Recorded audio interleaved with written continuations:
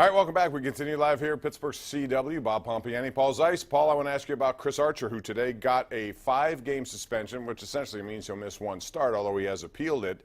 Do you think that was the right call? Puig got 2 games. David Bell, the manager, gets 1. You know, I don't have a problem with it. Here's the thing. You know, my problem with Chris Archer is you don't seem to mind when you do the moonwalk and, you know, you do all that stuff after you strike somebody out. You know what I mean? Like, right. And you know, people had a big issue because Rick Sutcliffe, you know, when he pitched against the Cardinals there, that Rick Sutcliffe apparently said something about the way that Chris Archer was acting on the mound. My thing is, if you're going to act like that, don't be shocked when someone takes your yard that they kind of stare and admire it and all that other stuff. So to me, it's all goofy stuff. This whole thing about this code in baseball, you know, it's silly, but by the same token, at least it's the players that are basically, you know, policing the game and saying, hey, this is not what you're not going to do this. This ain't going to do it. Yeah, but I agree. I think if Chris Archer's going to do that, then he should expect that to be done to him, and he should know it. And if you're going to throw at someone, you know you run the risk of being suspended. Now, he did it the professional way in that he didn't headhunt. He went low and whatever. So if that's what it is, that's what it is. But it didn't have to become what it became. No. And that's why I think he got 5 games, too. It became more than it should have. But. Right, but I think the big thing about it is, you know, if you're going to hit somebody, as long as you're not throwing it at their head, right. I don't have a problem with it. I don't. I think it's silly, and I don't like this whole code thing. But I also like the fact that, hey, all right, you want to do that? This is how we're going to handle it, so don't do that. And I always thought when the Pirates, you remember when everybody was hitting Andrew McCutchen all those years? Chapman, yeah. He drilled him a roll to Chapman. To me, I always thought, you know, the Pirates needed it a couple of times. Me too. Just to sort of drill somebody back to You know who else did it? Arizona. Remember Arizona? Yeah, that's right. What was his name? Did it with McCutchen all the time. What was the guy's name that hit him, that broke his wrist or whatever, broke his rib or whatever? But my point is, you know, at some point you have to just make a stand. And so I don't have a problem with Chris Archer dancing. I don't have a problem with a guy, you know, flipping the bat or, you know, staring at his home run. I also don't have a problem if a guy says, you know, all right, you want to show me up like that? I'm going to hit you. So, you know, you don't want to get hit, don't show somebody up. Or don't let him hit the ball. Or, yeah, if you don't want to be shown up, don't give someone a home run. Ron Matthews on Twitter says, just a reminder, the #1 overall seed in the Eastern Conference has not advanced to a Cup final since Tampa Bay won it all in 2004. Okay, well, they're in that same position this time. We'll find out. Let's go to Bob in Indiana. Hey, Bob, how are you? Good, Bob. Thanks for taking my call. Yes, sir. Hey, let's talk some Pirates. As a old-school baseball fan, I am very frustrated with what we have to watch on the field.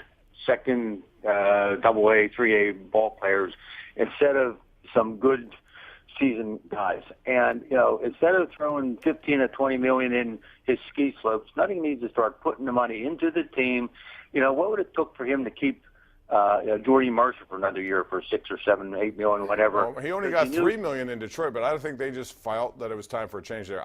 Listen, generally speaking, I agree with what you said about how more money needs to be put into the payroll. But I will say this also, when you have young people that you think need an opportunity to play, if you believe in them, and they certainly believe in Gonzalez at shortstop, you know, at some point you have to make room for him, Paul, don't you? Thanks for the call. You really believe that they believe in Gonzalez? Yes, I do believe. I believe their scouts do believe in this guy. Okay, well, here's my problem with it. But that doesn't mean you still can't go out and add to your roster just in case. Here's my problem with it. Are you trying to contend or not? Because if you're trying to contend, you need a better shortstop situation than you have. This can't be on-the-job training. Both of those guys should be in AAA if you're still trying to season them or whatever. So to me, if you're going to try and win, go out and get a veteran guy that can actually help you win. Freddie Galvis was available at a very low price, and he could have been that guy. My point is, you know, there's various stages of teams. They're telling us they're trying to contend with this team. Well, if you're trying to contend, you've got a better situation than your shortstop, and you let Kevin Newman go back to AAA and figure out what he's doing. I mean, that's the problem that I have with this team. Gung is a veteran guy. Bell has been around. Yeah, but Gung hasn't done anything in several years. You're taking a risk there as well. You are, but my point is that at least these guys are veteran guys. that you've got, or at least guys like Bell and Frazier have been here now for a couple of years. They know how to play, and they've proven on some level they can help you win. These shortstops haven't. No, and Kevin Newman goes from game-winning walk-off hit to 3 errors in 1 inning, which is something that you don't see too often. Let's go to Waylon in Washington. Waylon, you're on. Go ahead. Hi, Bob. Hi, Paul. Hey.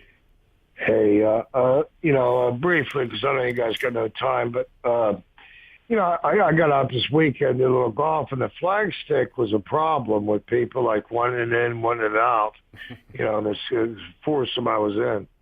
Do you think that flag stick's going to be a situation down at the Masters? No, I mean, it's an option. You can do whatever you want. A lot of guys like it, Waylon. A lot of guys don't. It's up to you. I will say this, though. I have seen already 3 times on the PGA Tour this year, thank you for the call, Paul, that someone has elected to keep the flag stick in. A putt goes in or would have been in, hits the flag stick and stays out. So that's a tough call. They've made it legal to do it, but you have to ask yourself, would you rather have it in or out? Because sometimes if it's going at a better rate of speed, it can keep it from going. Yeah, I'm not sure why, if you're putting, what's the argument for keeping it in? Because of alignment. It helps you. So a lot of guys believe that. So. Okay, I mean, I'm not going to do it myself, personally. I'm assuming a caddy can't tend it during. You could do that. Are you allowed to do that? Yeah, but a lot of them prefer having it in. I don't know. What I'm saying is, are you allowed to have your caddy during the competition tend it? Sure. So why wouldn't you just do that? So at least you're lining it up and then you pull it out. I don't know why. Captain USA on Twitter says, will Jeff Capel have Pitt in the Big Dance next year? If Texas Tech can get there, why not Pitt? Well, there's a lot of questions and a lot of answers to that one, which we'll get into. We got to take a break. We have Herb, Marilyn, and Dave coming up next. This is the Ireland Contracting Nightly Sports Call, Pittsburgh CW.